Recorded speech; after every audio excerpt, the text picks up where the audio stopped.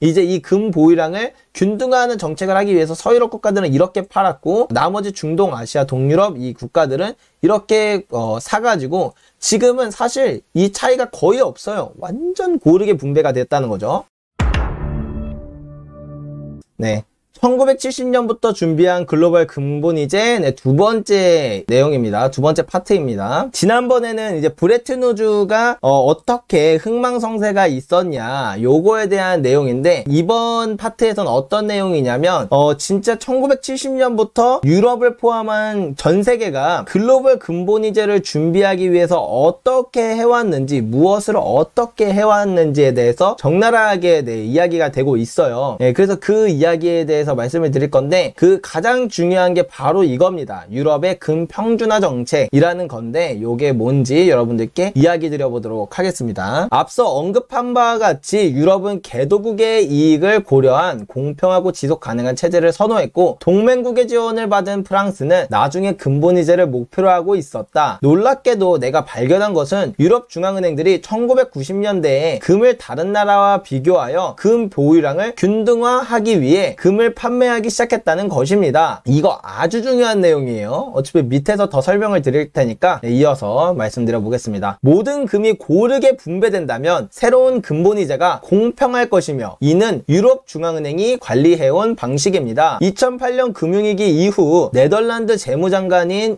이 사람은 의회에서 네덜란드 중앙은행이 1993년 이래로 1100톤의 금을 판매한 주된 이유와 보관 비용에 대한 질문을 받았습니다. 그에 대해서 이렇게 답변을 하였는데요. 과거의 금 판매를 통해 네덜란드 중앙은행은 상대적인 금 보유량을 다른 주요한 금 보유 국가와 일치시켰습니다. 또한 보관 비용은 금 판매 결정에 영향을 미치지 않습니다. 당시 네덜란드 중앙은행은 국제적 관점에서 비례적으로 많은 금을 소유하고 있다고 판단했습니다. 네, 이게 진짜 중요한 내용인데요. 이게 무슨 내용이냐면 이제 새로운 근본이제는 글로벌이다. 그리고 두 번째는 공평하다. 이 두 가지가 그 가장 핵심이에요. 글로벌하지 않은 근본이제는 그러면 또 똑같은 한 국가의 화폐 시스템에 의존할 수밖에 없는 미국이 금리 올리고 내리는 거에만 의존하게 되는 그리고 그 나라가 전 세계의 모든 경제를 다 좌지우지하는 그런 경제정책이 되기 때문에 글로벌화된 그런 통화 시스템이 필요하다라는 거고요. 그리고 두 번째는 공평해야 한다. 그러니까 어느 국가만 진짜 냅다 수혜를 받고 어느 국가는 이걸로 인해서 진짜 완전 그지가 되어버리는 그런 통화 시스템이면 절대 안 된다. 그렇기 때문에 새로운 근본이제는 이 두 가지가 꼭 필요하다라고 생각을 한 거죠. 근데 이제 이러면은 중요한 게 글로벌이고 공평해야 되잖아요. 자, 그러면 이렇게 생각을 해볼게요. 여기 네덜란드가 있고 여기 가나가 있어요. 가나도 아니다. 네덜란드가 있고 대한민국이 있다고 하겠습니다. 얘는 금이 5,000톤이 있어요. 5,000톤이 있고 대한민국은 100톤이 있죠. 그러면 대한민국은 이제 근본이제가 되면 5,000톤만큼 화폐가 발행되겠죠. 그럼 우리나라는 화폐를 100개밖에 발행을 못하겠죠. 100개. 그러면 이게 근본이제가 되면 우리나라는 지금 GDP가 이렇게 크고 우리나라 경제 규모가 지금 G7 안에 들어간다. 이 정도로 지금 우리나라 경제 규모가 이렇게 커졌는데 아니 근본이제 되면은 우리가 갖고 있는 그 경제적 능력 대비해서 우리나라가 갖고 있는 자산이 너무 적어지는데 그러면은 이거는 네덜란드 같이 금 많이 갖고 있는 애들이나 좋은 거고 우리 국가는 개손해잖아. 우리 안 해 이런 거. 우리 이런 거 싫어. 우리한테 개손해잖아. 이렇게 생각을 할 수가 있게 되잖아요. 거기다 플러스로 또 다른 게 있을 수도 있어요. 예를 들면 자 근본이제가 되면 화폐는 신뢰도가 가장 높아요. 어떤 화폐들과 비교해도 신뢰도가 가장 높을 수밖에 없게 돼요. 근데 지금은 불환화폐 시스템이잖아요. 불환화폐. 어떤 것도 담보가 되어 있지 않아요. 얘는 신뢰도가 정말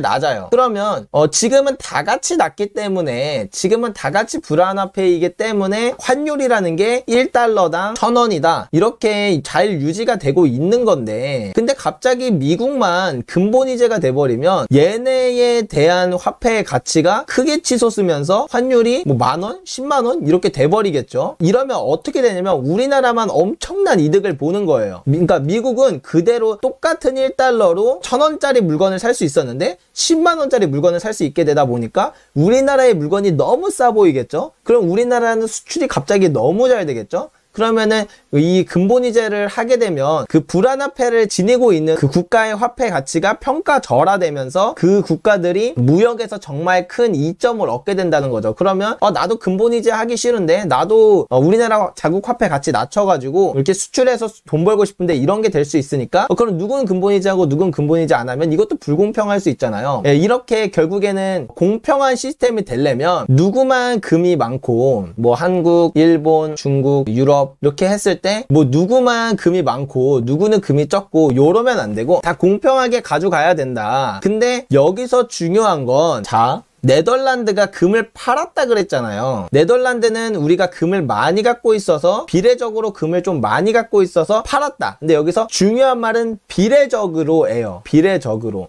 이게 공평이 아니라 사실 여기서 말하는 건 공평이 아니라 공정하게 가자라는 거죠. 왜냐하면 똑같이 갖고 있으면 경제 규모가 되게 작은, 예를 들면 여기 가나를 하나 넣을게요. 가나도 똑같이 갖고 있게 되면 우리나라는 가나에 비해서 경제 규모가 이만큼 큰데 가나랑 똑같이 갖고 있게 한다고? 똑같은 자리에서 시작을 한다고? 이거는 말이 안 된다. 이건 전혀 공정하지 않다라고 생각이 될 수 있는 부분이기 때문에 경제 규모에 맞게, 얘네 경제 규모에 맞게 얘네 경제 규모가 이만큼이면 이만큼의 금을 갖고 있게, 경제 규모가 이만큼이면 이만큼에 맞는 그 금을 갖게. 그래야 이제 얘네들의 화폐 가치도 이제 똑같아지겠죠. 지금의 그 환율이 그대로 유지가 되면서 그 근본이제로 넘어갈 수가 있게 되겠죠. 그래서 중요한 건 비례적으로. 근데 네덜란드는 자기네 나라의 GDP에 비해서 금을 좀 많이 갖고 있는 편이니까 GDP에 비해서 금이 적은 국가들한테 이제 금을 매각을 하면서 금을 공정하게 맞추면서 이 공정한 근본이제를 하려고 했다. 그걸 준비한 것이다 라고 하는 내용입니다. 이제 밑에서 더 이야기가 될 부분인데요. 이 네덜란드 재무부 장관이 했던 얘기를 들어보면 금을 구매한 국가는 국제 매장량이 증가하고 있거나 역사적으로 금 보유량이 적은 개발도상국이었습니다. 그래서 이 네덜란드 재무부 장관에 따르면 중앙은행은 국제적으로 금을 균등화하기 위해 금을 판매했습니다. 금 판매에 대한 다른 이유는 언급하지 않았습니다. 또한 네덜란드 신문은 1993년 네덜란드 중앙은행이 국제결제은행을 통해 400톤을 판매했으며 중국 중앙은행이 이 부분을 매입했다고 보고했습니다. 중국이 금을 겁나 많이 샀잖아요. 최근에 많이 모았던 이유 자체가 사실은 얘네가 금에 미쳐서 샀던 것도 물론 있겠지만 중국이 지금 G2 국가란 말이에요. G2 국가면 G2 국가의 그 경제 규모가 이만큼 큰데 그럼 이만큼의 지금 금이 필요하게 된 거죠. 이 경제 규모에 맞는 금이, 이 GDP에 맞는 금이 필요하게 됐다는 거죠. 그래야 이 공정한 분본이제가 될 수가 있게 되니까 중국보다는 금이 적어도 우리 GDP에 비해 우리가 금을 많이 갖고 있으면 이 부분을 떼서 중국 같은 나라한테 팔았어야 되기 때문에 그래서 이제 중국한테 팔았다 라는 내용이죠. 네덜란드가 1100톤을 판매하여 개발도상국이 금 보유량을 비례적으로 평등하게 만들고 금을 통합하는 새로운 통화 시스템에 대비할 수 있도록 했다고 결론지었습니다. 국제통화 시스템에서 금을 재배치하는 것 외에 네덜란드가 다른 주요한 금 보유 국가와 금 보유량을 균등화하기를 원하는 이유는 무엇일까요? 유럽의 다른 중앙은행은 네덜란드 중앙은행과 동일한 조치를 했습니다. 1999년 14개 서구 유럽 중앙은행은 향후 5년 동안 금 판매 계획에 관한 성명으로 금 시장을 놀라게 했습니다. 이 프로그램은 CBGA 센트럴 뱅크 골드 어그리먼트로 명명되었으며 서명자들은 다음과 같이 선언했습니다. 그러니까 중앙은행 금 계약 이런 거죠. 중앙은행들끼리의 금 계약. 금은 세계통화 준비금의 중요한 요소로 남을 것입니다. 연간 합계 판매량은 400톤을 초과하지 않으며 이 기간 동안 총 판매량은 2000톤을 초과하지 않습니다. 이 계약은 5년 후에 검토될 것입니다. 그러니까 5년 동안 매년 400톤 이상 금을 판매하지 않을 거며 2000톤 이상을 판매하지 않을 거다. 이렇게 해서 서부 14개 국가가 이제 금을 가장 많이 갖고 있는 그런 국가들이거든요. 그 GDP 대비해서 가장 많이 갖고 있는 그런 국가들인데 얘네들이 이렇게 해서 금을 나눠주는 그런 계획을 했다는 거고, 그래서 요거를 보면 알 수가 있어요. 실제로 이 프로그램이 잘 이행되었었다는 걸. 예, 요게 이제 그 CBGA, 그러니까 센트럴 뱅크 골드 어그리먼트, 그러니까 중앙은행 금 계약, 그리고 나서 이제 얘네들의 서부 14개 국가의 금 판매량에 대한 데이터인데요. 보시면 아시겠지만 400톤으로 쭉 유지가 되고 그다음에 이때 500톤으로 잠깐 한번 늘렸었어요. 그 한계치를. 그리고 이제 2008년 이후부터는 아예 금 자체를 안 팔죠. 예, 그리고 2012년부터는 판매량 자체가 아예 없어져 버리는. 그러니까 얘네들이 거의 2008년까지 자기네 GDP 대비해서 금 보유량이 많은 국가들은 그 금을 균등화하는 걸 끝냈다 라는 걸 알 수가 있습니다. 그래서 요기에 대한 그 자세한 내용을 보면 금 판매는 긴밀하게 조정되었습니다. 유럽이 국제적으로 금 보유량의 균형을 유지하기를 원했다는 사실을 감안할 때 이 진술은 완벽합니다. 월드 골드 커운실은 세계 금 협회죠. CBGA를 조정되지 않은 중앙은행의 금 판매가 시장을 불안전하게 만들고 금 가격을 급락한다는 우려를 제거하는 것으로 해석했습니다. 그러니까 요거를 하면 그러니까 금 판매에 대한 양을 이렇게 제한을 하면 균등화를 해야 되는데 갑자기 오늘 네덜란드가 막 오늘 1100톤 팔겠습니다 하면은 이 1100톤을 계약 당사자들이랑 만나서 돈 주고 주고받으면 상관이 없는데 이것도 선물 거래 시장으로 들어가게 되잖아요. 그리고 네덜란드는 3월에 금을 판매하고 싶은데 금을 사야 되는 애들은 우리 3월에 살 돈 아직 그 재정적으로 마련 안 됐어. 우리 한 9월쯤에 사고 싶어 라고 한다면 이게 안 맞으니까 어쨌든 얘들은 선물거래소에서 매도를 하고 사는 애들도 선물거래소에서 매도를 해야 되는데 갑자기 특정 시기에 몰려서 매도가 크게 일어나면은 금 가격이 크게 떨어지는 일이 발생할 수 있으니까 그런 일을 미연에 방지하고자 우리 긴 기간 동안 장기적으로 천천히 제한을 두고 천천히 팔아서 균등화를 맞추자 라고 해서 이 CBG의 두 번째까지 2009년까지 하면서 이게 균등화가 거의 끝났다. 거의 10년에 걸쳐서 균등화를 끝냈다. 이 CBGA 국가들 같은 경우에는 얘들은 팔기만 하면 되니까. 그리고 이제 직접 사야 되는 애들은 1970년부터 계속 사고 있는 거죠. 예, 그건 이제 좀 더 밑에 나오는데 일부 유럽 국가는 CBGA 이전에 상당한 양의 금을 판매하여 가격이 하락했고 CBGA가 발표된 직후 금 가격이 오르기 시작한 것이 사실입니다. 결국 CBGA는 3번 연장되었고 10개의 유럽 국가가 추가로 가입했습니다. CBGA 1-4 기간 동안 4,000톤이 조금 넘게 판매되었으며 거의 모두 2009년 이전에 판매되었습니다. 여기에 자문위원회 위원 중 한 명인 펜티 피칼라이넨은 2001년부터 2010년까지 CBGA 서명자 중 한 명인 핀란드 중앙은행의 은행 운영 책임자였다. 내가 피칼라이넨에게 네덜란드 중앙은행 외에 다른 금 보유국들도 다른 중요한 금 보유국들과 더 일치시키기 위해 상대적으로 금 보유량을 더 많이 팔았느냐라고 물었더니 그는 이렇게 답했다. 일부 중앙은행들은 자신들의 금 보유량을 다른 중앙은행들과 비교하고 그런 결론을 내린 것은 사실이다. 그러니까 금 보유량 비슷하게 맞추기 위해서 상대적으로 금 보유량이 많은 국가가 금을 팔아서 금이 적은 국가한테 좀 집중적으로 팔았다. 라는 게 사실이다. 라고 여기서 핀란드 중앙은행 그 은행 운영 책임자가 이제 이야기했다. 라는 그 증언도 있고요. 그래서 유럽의 여러 중앙은행들은 국제적으로 보유량을 평준화하기 위해 금을 팔았습니다. 유럽 내 평준화 과정을 파악하기 위해 CBGA 이전과 기간 중 국가별 금 판매량, 현재 금 매장량, 그리고 국내 총생산, 그러니까 GDP를 보여주는 차트를 만들어 보았는데요. 이 차트도 보면은 쉽게 이해하실 수가 있는데요. 말씀드렸다시피 그 GDP에 맞는 금을 갖고 있어야 되기 때문에 이런 국가들 보면 GDP 대비 많이 갖고 있으니까 이 CBGA 금 협약을 맺은 이 국가들이 이렇게 판매를 하고 이 기간 동안 판매를 하고 얘에게도 판매를 하고 네, 이렇게 해서 맞춘다는 거. 이 GDP에 맞게 맞추는 거. 맞추고 네, 이렇게 한다는 거. 그리고 특히 여기 스위스는 그 GDP 대비 원래는 이만큼을 갖고 있었던 거죠. 그래서 요만큼을 다 팔아버리는 요런 일이 이제 요렇게 행동하고 있는 게 두드러지게 계속 나타났었다는 거죠. 벨기에도 그렇고 오스트리아도 그렇고. CBGA 이전부터 계속 중간 규모 경제력을 가진 국가들은 그보다 작은 국가들과 동등한 점유율을 가지기 위해 금을 팔았습니다. 딱 맞는 건 아니지만 그래도 인상적입니다. 더군다나 키프로스, 에스토니아, 이탈리아, 라투아니아가 CBGA 서명국이긴 했지만 공동 판매 프로그램 동안 단 1온스의 금도 판매하지 않았습니다.